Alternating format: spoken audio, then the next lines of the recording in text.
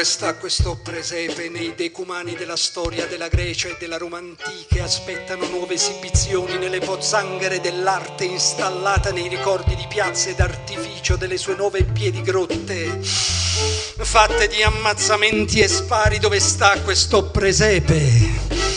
Quando un pezzo del mondo di neve uguale al fiume di mare disceso nelle montagne d'egoismi e interessi di muri e di orchi, nel cuore esploso a martello sull'ovvietà mascherata di cultura a suggerire la falsa semplicità del vero. Dove sta questo presepe a cavallo d'un asino dimenticato nel suo valore di pace, nella fatica del suo tempo cieco, nei retori oliosi e supponenti che fingono accoglienze di buono e di bene tra un voto e l'altro, avidi come non mai piccoli e osceni, come il sesso comprato dal potere comprato, e si consolano sul vitello d'oro ubriachi e furbi, miseri e stolti. Dove sta questo presepe?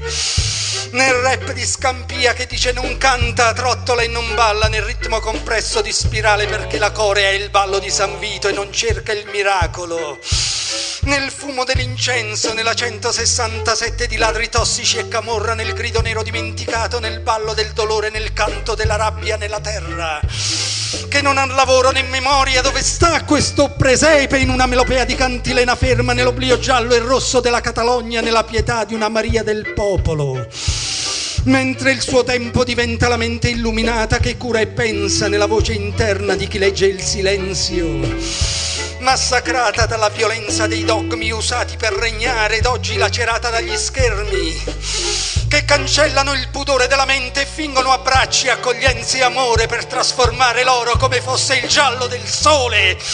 Dove sta questo presepe? Nelle chiese che accolgono ginocchia e disegni, e mani e dipinti che raccontano grazie dentro i cieli per non essere ingoiati dal caso che non trova il senso della vita e si inverte nella solitudine del caos, che si specchia ed è niente e prega nella paura spalancata dell'aiuto sul vetro che ricopre il quadro di un dottore, bianco di camice, trasparente d'occhiali con i suoi baffi antichi tra polmoni d'argento, e teste e braccia, e reni e gambe e cuori e corpi vuoti e voti. Dove sta questo presepe?